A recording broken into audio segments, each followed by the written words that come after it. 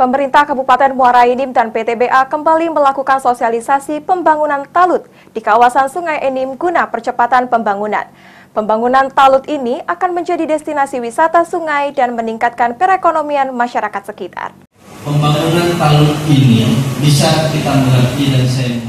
Setelah dilakukan groundbreaking oleh Gubernur Sumsel Herman Deru, PJ Bupati Muara Enim Kurniawan dan pihak PTBA, pemerintah Kabupaten Muara Enim dan PTBA kembali melakukan sosialisasi pembangunan talut atau dinding penahan tanah bantaran Sungai Enim.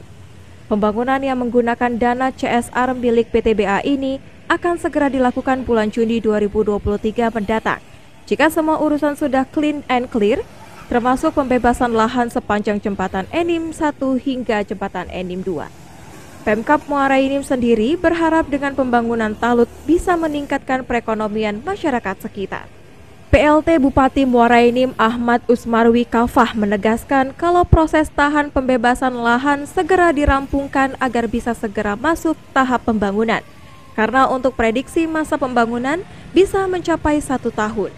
Dengan pembangunan talut sendiri bisa menambah destinasi wisata murah bagi masyarakat umum dan meningkatkan perekonomian masyarakat dengan membuka kesempatan pedagang kecil.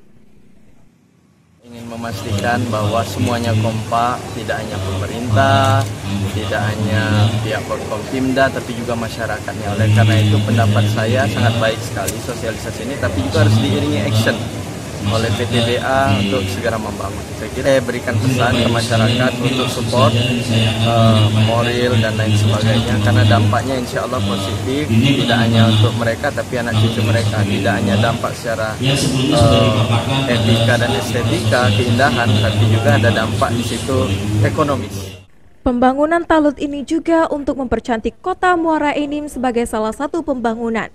Dengan begitu, usaha ini perlu dukungan dari semua pihak termasuk masyarakat yang bermukim di sepanjang Sungai Enim yang menjadikan lokasi pembangunan. Sosialisasi ini juga untuk mengajak masyarakat mendukung pembangunan di bumi Serasan Sekundang dengan banyak pembangunan, terutama di bidang pariwisata, akan meningkatkan perekonomian masyarakat. Mardiansyah, PAL TV.